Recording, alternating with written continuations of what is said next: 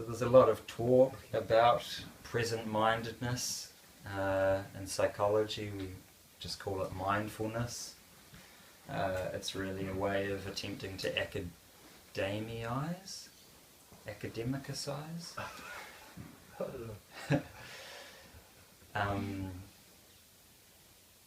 the yogic, what the yogic spiritual system has talked about for a long time. And the science behind it on a purely material level is that we only have a limited mental capacity. We can only think about so many things at once, and we can only receive, X amount of information at any one time. To be honest, we make up most of what we think we perceive, and it's just based on what we expect to perceive. Okay, and this is a good thing to remember, that you only perceive what you expect to perceive. And this is not airy-fairy in any way. This is shown time and time again in quite rigorous psychological experiments. And it's a good little thing to keep in mind, especially when you find yourself becoming too certain of anything. I think it's healthy to keep a certain level of uncertainty. I think it breeds humility within us, and that allows us to learn some new things. So last week, I believe we talked about a little about the body in special reference to Madrea's topic of why fruit. Does everyone remember last week? Did anyone, I tried to inform you and inspire you a little on taking an experimentary step into the world of fruit, herbs and love. Did anyone try that? Did anyone have a go at just consuming fruit for a day? Yeah? Anyone try a couple of days? 2 days. Anyone try a few days? 3 or 4 days? 2. I did every day except pizza night.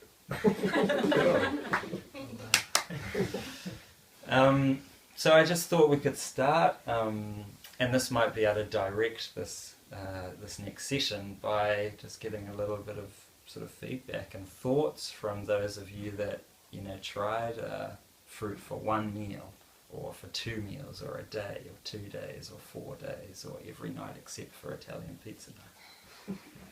Anyone want to say some thoughts? Ellen called me this morning. She said that she's done it. She's done fruit each day. Mm-hmm. And I can't remember her exact words, but basically, I feel great, that's so awesome, that kind of stuff. So, okay. I don't know exactly what that means, but she seemed to have a very positive experience from it. Feel free to give the positive and the less positive feedback, anything that you experienced. Yeah, I'm feeling really good. I mean, there's ups and downs, but yeah, all in all, I'm really surprised at myself. Yeah, and you didn't eat the pancakes, that you're so good. Yeah, very And the pancakes. Sunday feast was really hot. What do when you talk about ups and downs, what's the nature and the character of ups, and what are the nature and character of downs? The ups, I'm just really happy and full of energy, and the downs, I guess I've been a bit dizzy and sleepy, just, the opposite, I guess, yeah. It's just been, but mainly ups, yeah. Generally being like, full of energy. Okay. Yeah, but I've had a few, I've been craving things, like the pancakes this morning, I had a few cravings, but no, I'm surprised because I never have any willpower usually. So this has been good for me. Regardless of any level on the physical platform, and we were mostly talking about the physical body last week, having a look into simplifying any part of your life, but especially your diet, and to clean it up and to bring it to a high vibrational state is a really great exercise to begin to see some of the addictions that run our life. Okay, sitting in this room is often a really interesting experience, because one of my favourite topics to come up, and it hasn't come up for a while, but I remember it did a lot last year, was the topic of free will. And free will, there's, this question, a kind of an eternal question of, do we have free will, or are we just kind of fatalistic drones? Yeah? Does everyone understand that question? Do we have free will, or we program? Is that destiny and everything is free? yeah, fate or free will? Philosophy, they call it. Does anyone understand? Determinism. Yeah. And I find that people tend to be extremely passionate about the idea of free will, and they're like, hell yeah, I have free will, and they're very reluctant to give their free will to someone else. Oh, I don't want to, work because I don't want someone else telling me what to do, or I don't want to follow a particular spiritual path because I feel like then someone else is telling me what to do, and I'm my own man and I do what I want, The reason that this is interesting is that when you start to look within a little, and the diet path is great for this, you start to realize, if you're sensitive to it, that what you thought was free will of, man, I love to have pancakes on Thursdays, it's just really enjoyable, and I think I'm just the kind of guy that likes pancakes, you start to get an idea that maybe that's not actually so free after all. We have this idea that we make all these free choices, especially when it comes to eating. I eat big cooked meals because it's my free choice and I really like to. But the truth of the matter is that we've never chosen not to do that. So is that really free choice if you've only ever chosen one side of the decision? It can appear to be free choice, but what we actually see is that for huge, vast areas of our life, we're slaves to our mind, to the bacteria that can be more or less prevalent in your body, to your emotional needs, that it's not necessarily based on strong free will that you reach for a hamburger when you're anxious, but it's actually that you're somewhat of a slave to that emotional feeling you got when you were upset when you were 3 years old and your mum took you to McDonald's and kind of hugged you while you had your Happy Meal. And now you're endlessly trying to recreate that feeling, but it never gives it back. I remember when I was really young, one of my earliest memories, I was, on Saturday mornings, we used to go into my mum and dad's bed, and we'd all kind of have a big wrestle or a fight or something, and then we'd end up just lying around. And one time, I must have been tiny, 2, 3 years old or something, but I managed to get tangled up in the blankets into such a cozy situation. It was just the most coziest situation I could ever imagine. And maybe it was sparking emotional memories from being in a womb, being within my mother, but it was just so cozy and safe, and I was just wrapped up so tight. And I loved it. And I remember that Saturday after Saturday after Saturday after Saturday, I used to try and manipulate the blankets into that same position to feel that same sense of security and coziness and homeliness in it. Just never happened because the world is always changing. Paulo Coelho. Is anyone familiar with Paulo Coelho? Yeah. Famous Brazilian? No Brazilians? Oh. You know Paulo Coelho? Yeah, definitely. Am I saying his name right? Yeah, Paulo Coelho. Yeah, cool. He says, things only ever happen once, but if they do happen twice, then they'll definitely happen a third time. I don't really understand that, but I like the sound of it. But things are always changing, and I'm not sure if a lot of you can relate to this being travellers, but sometimes you get homesick. Does anyone kind of get homesick at all? Yeah. Well, what I realised a few years ago was that I would sometimes feel homesick. And in fact, if I looked within myself and was very sensitive to it, there was actually kind of and still now I think, this sort of residual feeling of homesickness, you know, of missing some sort of safe, secure place that I used to have. But what I realized is that the home that I'm homesick for doesn't exist, you know. My parents have shifted town. None of my friends are still in that same place. If I went back there and tried to recreate it, it would be a hopeless failure. And realizing this forces us into taking some new responsibility for our life, and we realize that we can't ever go back to recreate something. We can only ever go forward and recreate our new homes, you know. Not sure how we got onto that from pancakes and fruit, but I think they're all interesting thoughts. So, does anyone does anyone remember what we talked about last week? I think maybe we'll just do a fast recap, okay? So that we can talk a little bit about last week and talk a little bit about something new. So, we talked about the body at its simplest form. Whether we look at our knees, our hair, our cheeks, our nose, our pinkies, our kidneys, our heart, our brain, what is it all? Cells. It's just a bunch of cells, okay? And cells, do you know the word cell? Yeah? What is it in Italian? Yeah, okay. They're just a bunch of cells.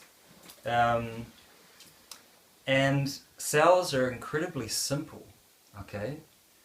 We think of our bodies as a very complex network, you know, of cells, but at the end of the day, cells are incredibly simple. And that, say, a neuron, you know, one of the nerve cells in your brain, all it ever does is say on or off, okay? Much the same as computers, you know, at the most basic level, all they're saying is, hey, I'm on. Oh, no, hey, I'm off. Okay? They're not incredibly complex things on one level. We talked about how cells are much like babies, helpless little babies, okay? And we talked about how babies have 3 needs. Does anyone remember what the 3 needs were? Clean food, love. Okay, you are a star pupil, Jay. Babies need to be clean, need to be fed, they need to be cleaned, and they need to be loved. Okay? Now, babies receive all that from an environment, just as we receive all of those things from our environment. We're not just islands of Rohan, but I am Rohan within an environment. And I can't really talk about Rohan without talking about the environment. And what you then come to realize with that is that it's not really separate Rohan and separate environment, it's really one organism. But cells also have an environment. Does anyone remember what the environment of a cell is? Your body around all the other cells around you. Yeah, yes and yes. They live in a bunch of fluid.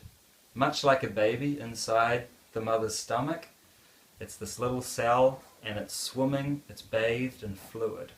Now, how many fluids are there? How many major fluids are there in the human body? 2. What are their names? Blood. And what does the blood take care of in terms of those 3 needs of a baby? Feed. Okay, yeah, correct. The blood feeds the cell.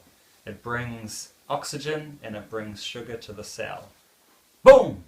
It creates energy. Okay? Now, is blood the major fluid in the body? No. No, it's only about 25-30% of the fluid in the body.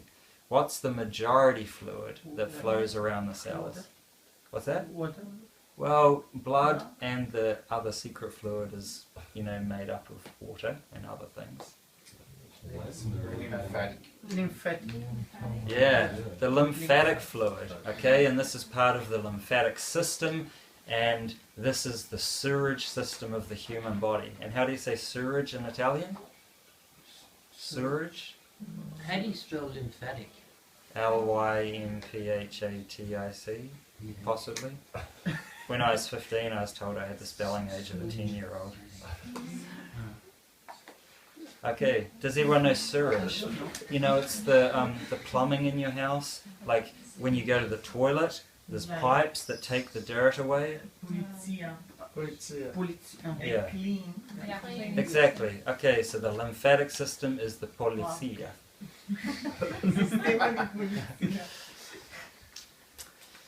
Okay, so I think a good next question is what is a healthy cell? I mean, what is a healthy human? What's a healthy baby? And I think the simplest way of explaining this is simply that a healthy baby is a baby that is in a healthy environment. A healthy human is a human that's in a healthy environment. I'm not sure, Madrea, maybe you can ask. You probably see a few kind of sickly individuals come into your care, and you attempt to create a healthy environment. Yeah, would that be fair? I was just thinking, in the yoga world, and all of this, they list thousands of things that are good for us. Like all these things, yoga and mantra and eating that and this. And then they list 64 that are especially powerful. Then they list 5 that are super powerful. And the very top one is association. Who you hang with will affect you more than anything else you do in your life. Anyway, that's from This is great. It's good to have my kind of crazy ideas backed up. Could I ask a question? Whenever I've been going to get healed by Buddhist monks or whoever it be, they always use their right hand. So, is Probably the left something and to do right with hand, wiping their bum. Okay, but is there something to do difference between left and right? Like when people are healing or taking in energy, is there a difference between left and right? I don't know. But if it's from an Asian tradition, it probably has something to do with wiping your bum. Okay. So, what were we talking about? A healthy human is simply a human in a healthy environment. And you'll see that if you take a unwell human and you put them in a healthy environment, there is a propensity to heal. And we see this throughout nature, this propensity to heal. What happens if I get a knife and I cut you? What does your body do? It bleeds to get all the dirt out as well. Yeah. To get all the infection out. The natural propensity to heal will manifest, and it will start to heal, and in doing so it will push out everything that's getting in the way of healing. And we see this not only with cuts, but we see it in cells, the health of cells. That a healthy cell is simply a cell in a healthy environment. Okay? So, I'll answer some questions again. So, like we said, the environment of cells is blood, lymph, and love. Okay? Now, maybe we'll have a day of especially talking about love for cells, but for the rest of the day we'll just talk about cleaning and feeding. Because you'll notice that one of the primary ways that a mother loves her child is by feeding it and cleaning it. Okay? So we have the blood that feeds the cells, we have the lymph that cleans the cells. So let's talk about how do we get healthy blood and lymph? How do we recreate an environment of healthy fluid in the body? Now, the reason that I talk about this is because in humanity at the moment, we're in a state of chronic unhealth. Okay? We've never seen this rate of chronic degenerative illnesses. Okay? 1 in 2 people will have cancer at some point in their life. Cancer. 1 in 3 people, I think, will have a major depression. 1 in 3, I think, or 1 in 4 will be obese. 1 in 2 will be overweight. You know, the list goes on and on. And we talked about last week how this is crazy, because we assume that us as humans are the most intelligent beings on the planet, and that health or any knowledge of health requires great intelligence, and that's why we only consider medical doctors to be able to speak about health after they've trained for many, many years, you know. And but then we look into nature at the apparently stupid animals, you know, the non-intellectual, just sort of. I mean, most mainstream science would consider them just dumb robots walking around. In fact, a lot of mainstream science, at least at the layman kind of level, you know, not an expert, someone who thinks they know about science, they would really consider us just a bunch of dumb junk walking around, okay? But it turns out that these animals do not suffer chronic degenerative illness in the wild. The only time they suffer cancer, diabetes, Crohn's disease, arthritis, depression, anxiety, psychosis, the only time they experience this is when they are put into captivity. And so therefore we can see that humanity is, or humans are the most domesticated of all the animals. We've out-sheeped the sheep in terms of domestication. And that's another good thing to remember, to find the wild man inside you. And I once read a great book about finding the wild man. And it was talking about how there's a wild man that's part of you, and it's been locked in a prison when you were very young. And I thought this was interesting. And what I thought was especially interesting was it said where the key for the prison was, for unlocking the wild man. And it said that the key was under your mother's pillow, that your mother had hidden it. So I don't know, have a play with that in your life. But I think it was true for me. Wow. Okay, so we've got the animals in the wild, they're great and healthy. We've got the humans, and we're suffering all sorts of chronic degenerative illnesses. So, if we're talking about, well, what is a chronic degenerative disease? We have this idea of a disease as being a mysterious force that flies in, hovers over the land, comes down from Siberia and the gulags, and sort of pounces on us at an unsuspected moment. Did anyone else get this kind of picture of disease growing up? Yeah? No one really understands why they have diabetes, why they have cancer, why they have arthritis. And in fact, if you start Googling these diseases, you start reading about them, 99% of the time you'll get to a piece where it says we have no idea what causes this disease. Okay? So I want you all to throw the word disease out of your brains. Okay? You'll do yourself and your community the world of good if you let go of the concept of disease. The word began to be used about 400 or 500 years ago simply to mean dis-ease, a lack of ease, a lack of happiness. Okay? Since then, in the last 100 years, it has become owned exclusively by the modern medical community, to a point where someone like myself cannot use the word disease. This is why I go like this an awful lot, because it's a totally unhelpful, unfounded concept that they have owned, and the reason they've done that is so that you can put someone in a box and then you can prescribe them medicine and you can make an awful lot of money. But let's talk about what disease really is. If a healthy cell is a cell within a healthy environment, does anyone have an idea of what an unhealthy cell might be? Lee? White blood cells, when you get, is that unhealthy when you get the white blood cells coming to the surface, or is that just cleaning it? Well, I feel like that's getting too intellectual. Okay. Polluted environment. An unhealthy cell is simply a cell in an unhealthy environment. Oh yeah. So let's start exchanging the word disease for damaged cells, because that's all it is. If you look at arthritis, for example, we're just looking at damaged cells in the joints. Okay?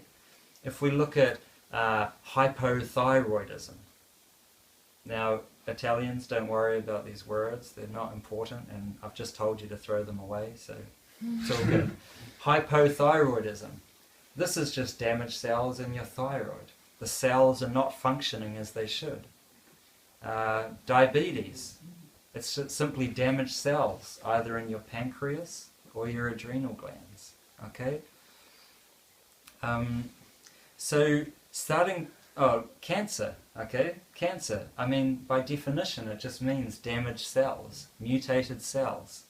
And the reason we have all these names for different diseases is simply because of different locations in the body. Skin cancer has a different name to cancer in your bones. Damaged cells in your kidney will have a different name to damaged cells in your liver. Damaged cells in your brain will have a different name than damaged cells in your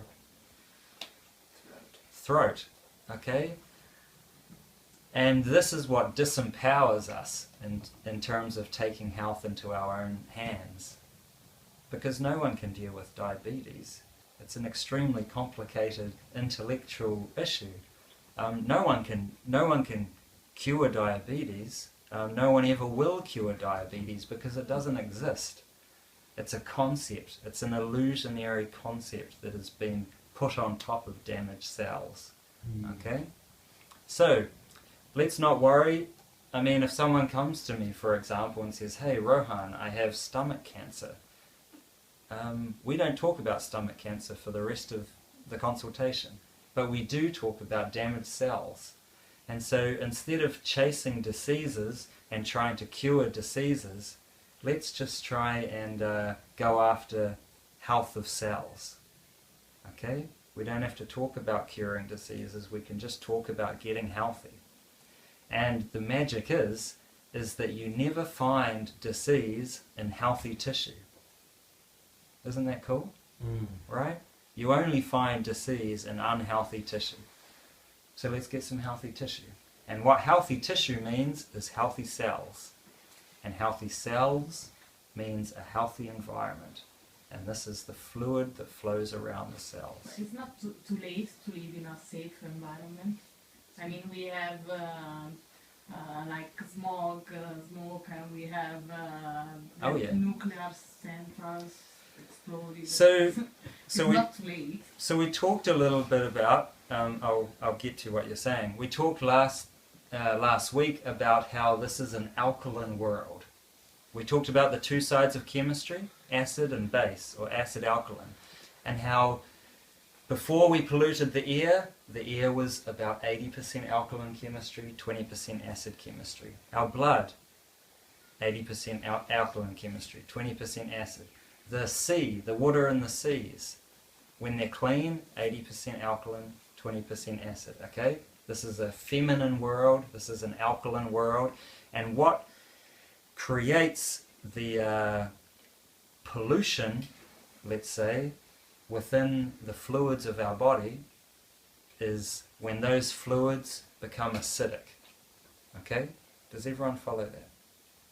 And this is what Ava is talking about, is how we live in an acidic environment these days. We breathe acid air. We eat acid foods. We watch acid violent movies. We have acid stressful lives. Stressful jobs. Acid stressful jobs. On a physical level, yeah, stress is an acidic experience on the chemical level. Okay? So yeah, super dangerous place to be living. So let's just do our best, right? So when we have acidic chemistry coming into our body, whether it's from the air that we're breathing, the acid food that we're eating, the chemicals that we're putting on our face to try and look pretty, the stressful jobs that we're having, the stressful lives, the stressful expectations we're putting upon ourselves, these create an acidic environment in our body. Now, we talked about the lymphatic fluid, the sewage system of the body, right? And we talked about how it's all good when that lymphatic fluid is moving easy, okay? just like in your house. It's all good when you flush the toilet and it goes nice and easy. It's all bad in the house when you flush the toilet and the water starts coming up, right? And you get that look of horror in your eyes, you know? Just like wishing, stop, come on. And this is exactly what's happening in the body in an unhealthy situation.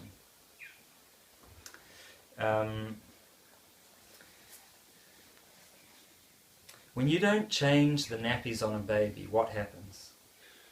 The baby gets sick or infection. Yeah, it burns, okay?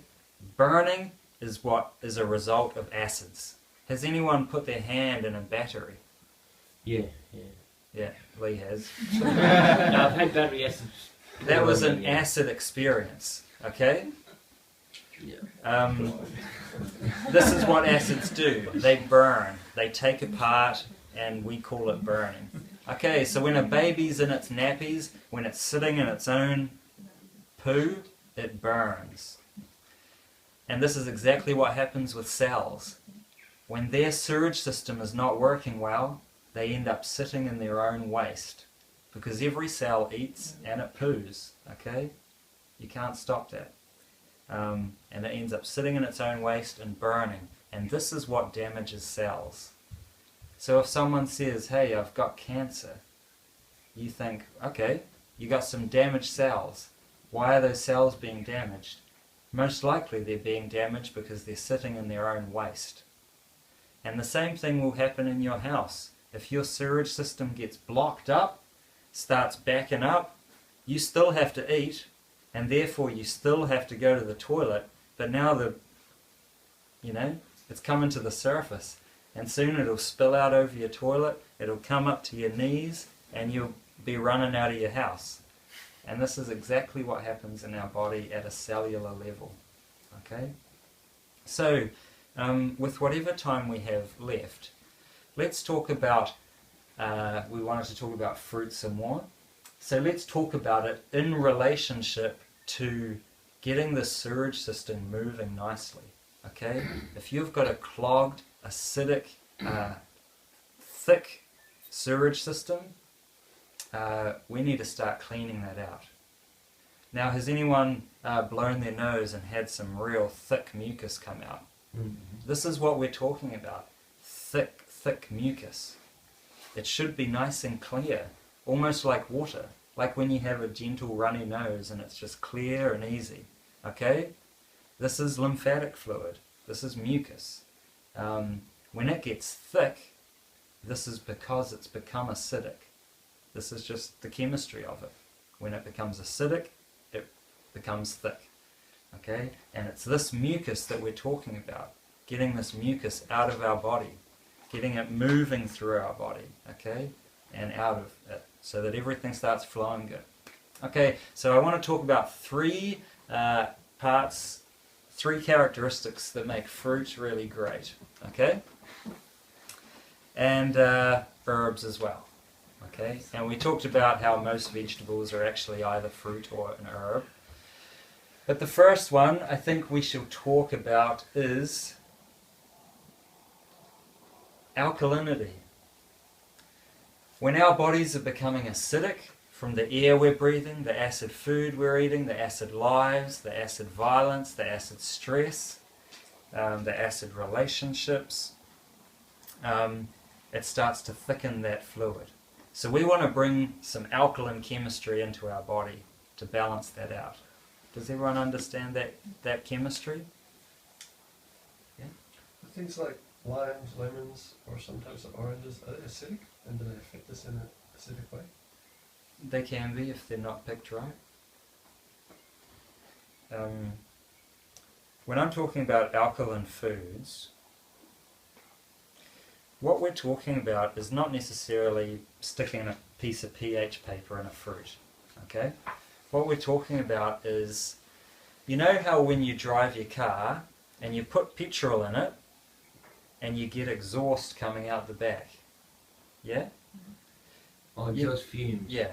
Oh, yeah. You know how the cleaner the fuel, the cleaner the petrol, the cleaner the fumes, and the dirtier the petrol, the dirtier the fumes?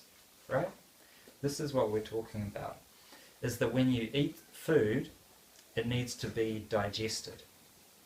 And this gives us energy, it breaks it all down, and some of it's really great, but some of it is not great at all. And that's what it sends out of our body, okay? And it's this side of stuff that we're talking about. It's called metabolic waste. So whenever you digest something, there's some great stuff that you get, and then there's metabolic waste. And that tends to be the acidic side of life. And different foods, just like different petrol in your car, some are cleaner and some are real dirty. Okay? A piece of steak, for example, is pretty dirty fuel for the body. It has a lot of metabolic waste. Okay? Not much clean energy. Orange juice, lots of clean energy, not much metabolic waste. Does that answer the question? Okay, so let's start off by talking about alkalinity of fruit. When you pick a tree-ripened piece of fruit, it's nice and alkaline. 80% alkaline, 20% acid. When you pick some nice leafy green herbs from Mother Earth, nice alkaline chemistry. When we bring that into our body, it starts to balance out the acid, okay? And what happens then is that thick acidic fluid starts to loosen up. Does anyone not follow that? We have thick acid fluid, we bring some alkaline chemistry into it, it starts to thin, it starts to break up and becomes easier to move. So this is, you'll hear the term alkaline diet or alkaline lifestyle or this sort of thing. You'll hear it a lot in natural health, and this is what they're talking about. What about... So, could there ever be a level of too alkaline? Yes. Could you ever overdo it? it's called alkalosis, just like acidosis, alkalosis, and yeah, you can, but it's difficult. How will you know?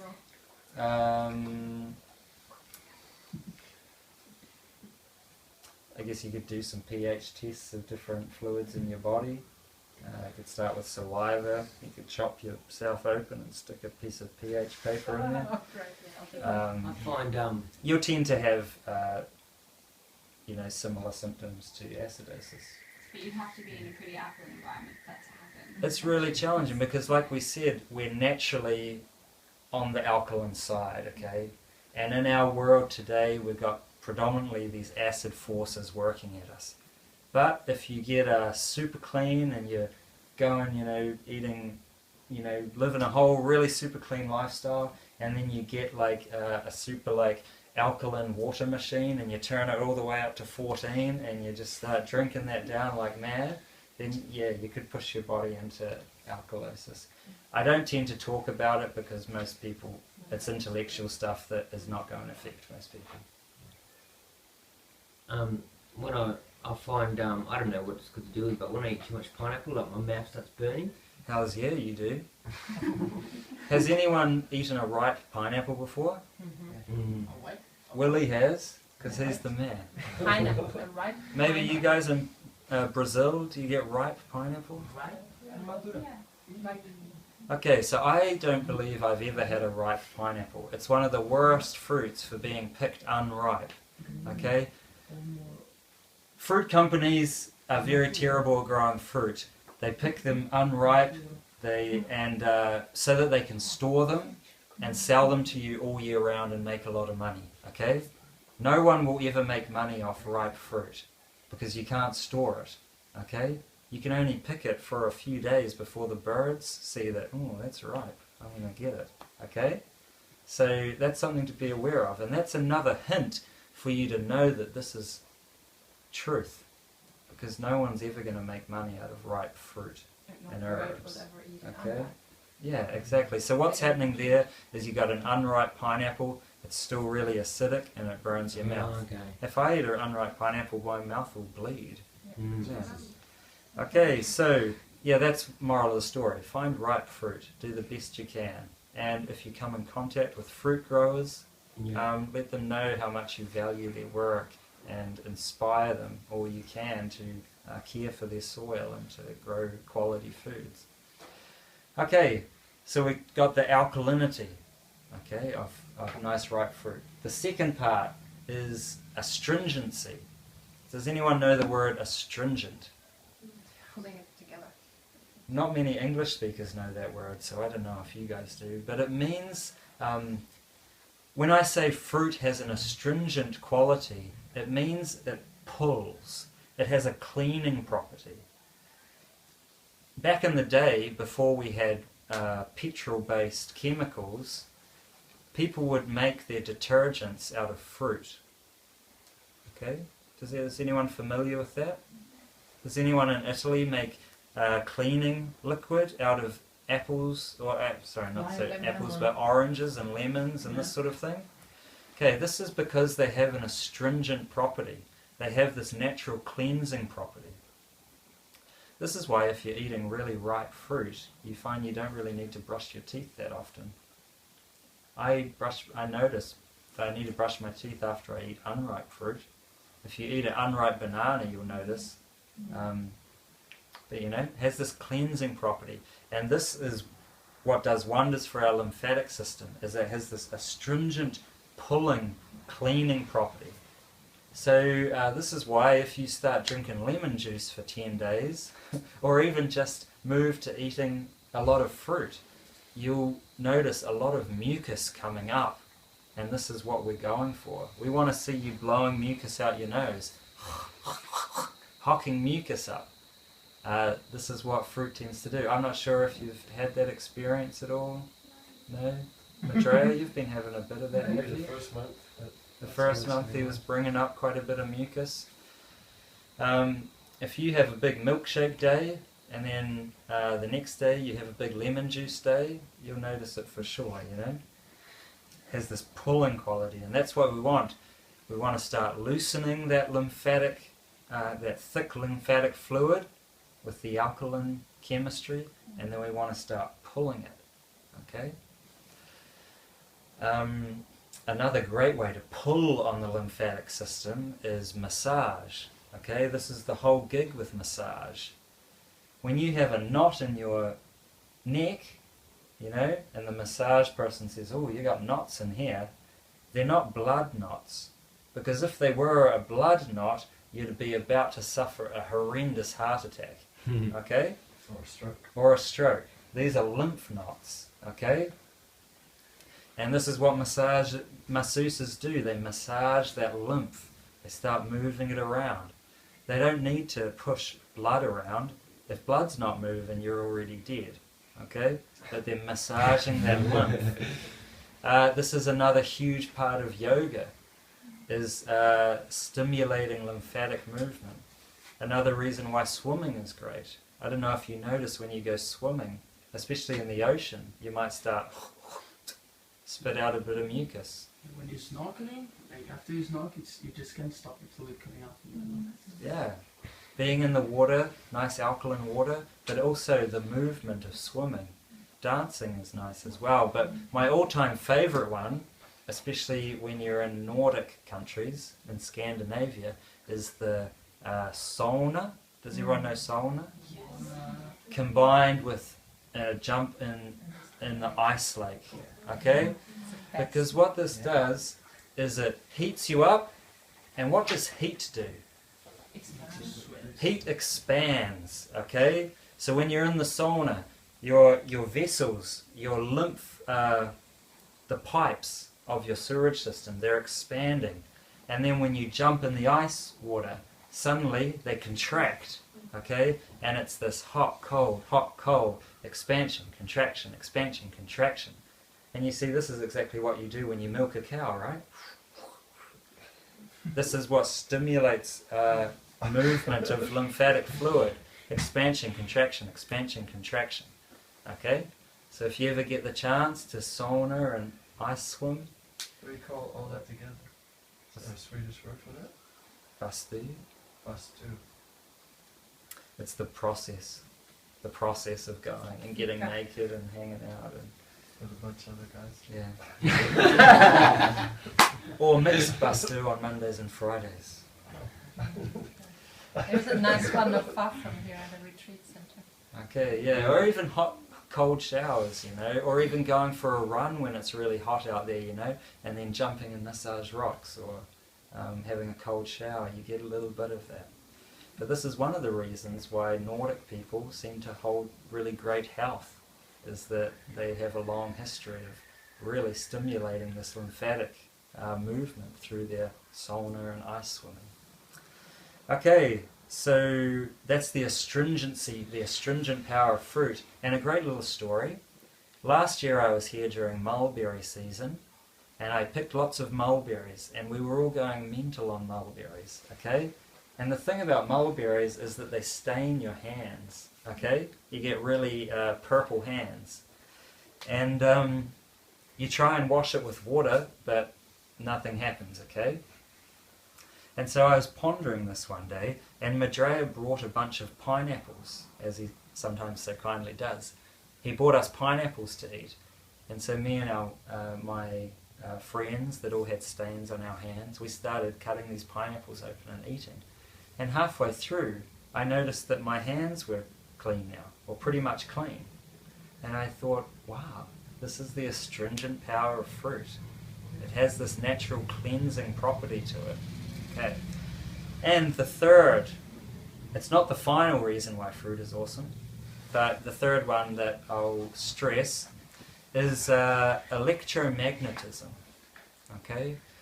To a chemist, I mentioned this last week, to a chemist all things are chemistry. Okay? To a physicist, it's all just physics. And what physics is vibration. Okay? It's all these things going, okay? It's the waves on the ocean going. Everything in this material world is essentially a sine wave. Does everyone know what a sine wave is? It's a wave that goes like this. Okay? Has anyone seen just a peak on a wave without a trough? Yes. Have you? Lenticular hogback clouds. They go over the mountain and they've got the waveform, but the clouds only fill in the peaks and not the troughs. So the troughs are still there, you just can't see them. So those waves are sitting in the troughs though. But you can, yeah, you got the peak, but you can't actually see the trough. So. Okay, interesting. I'll keep an eye out for lenticular clouds. Lenticular. You get in the west coast. Okay, so on a physical level, it's all just vibration. It's all just things going, whoa, whoa, this is awesome, you know, up, it's, whoa, and then the roller coaster, whoo, down. Okay, it's a giant game of hide and seek. Okay, of hide on the downs or the ups, and then seek on the other side, and okay, so this is vibration. And we can talk about electromagnetism as being one form of that vibration. Okay? Does everyone know the term electromagnetism? Yeah. Okay. This is what physicists will talk about. New Age people will talk about the vibe or the aura, or something like this, some sort of vibrational quality. You hear me often talk about, getting on the high vibrational fruits, or come sing some kirtan, it's a real high vibe, We can look at the colour spectrum and see that this is just vibration as well. We have red down the very bottom, and we have violet or purple right up the top. And so we can talk about higher vibrational colours, lower vibrational colours. Okay? We have the same in hearing. Okay? We have really low vibration and really high vibration. Okay? So, when it comes to electromagnetism, this is what gives our body energy, okay? More than just sugars that our cells run on, more than that, our bodies run on electromagnetism, okay? And especially when you're working with people and trying to heal chronic illnesses, it's this electromagnetism that will start to regenerate the tissues of the body.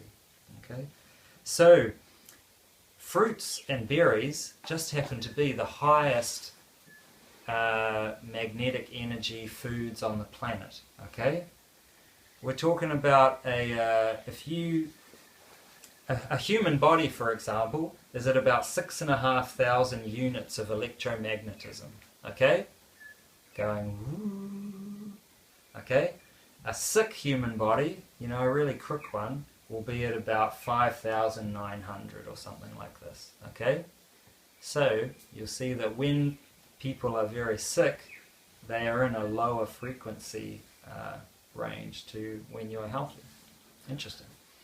Okay, if you want to eat some meat and you get a knife and you slice off a piece of my arm, that's vibrating at about 6,500 units too. But immediately, as soon as you do that, it starts to die, okay, and lose its energy. To the point that if you have a cooked steak, it's got nothing, okay? It's gone, it's dead, no energy to it. If you take a vegetable, a nice raw vegetable, it'll be vibrating at around 9,000 units, okay? So a lot higher than the human body, okay? So this is going to add energy to us. If you take that vegetable and you cook it, you know, really cook it all the way down, it'll end up with about 1,000 units, okay? So it's not quite dead. More. What's that? Yes, 9,000 to 1,000. Oh, From 9,000 down to 1,000. yeah, yeah. Sorry, is that 9,000 if it's freshly picked? Yeah. Okay. Yeah.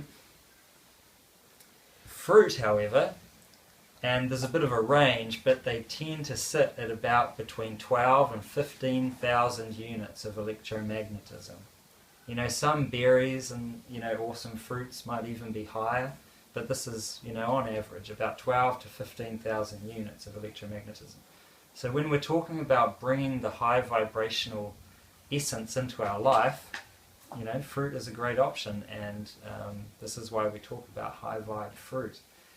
And especially in terms of regenerating the tissue in your body, it's going to be this high frequency of electromagnetism, this high energy of little things buzzing around as fast as they possibly can. Okay. So what were the three things that we talked about today in terms of why fruit's awesome? Alkalinity with ripe fruit, astringency, pulling and cleaning, and electromagnetism. Okay, on all three of those levels we can't really do better. Cooking your food is certainly going to decrease all that side of things. Okay, it's going to change it from alkaline to acid. It's going to kill the astringency. It's going to take away the high vibe. So I would encourage you to pick them right, eat them fresh, enjoy them, And don't try not to cook them. Try not to cook them. Sometimes an apple crumble. Sometimes an apple crumble. Yeah, once a week an apple crumble. Yeah. So cool. Thank you very much. Thank Can you you. just push that button? Definitely, mate. No worries.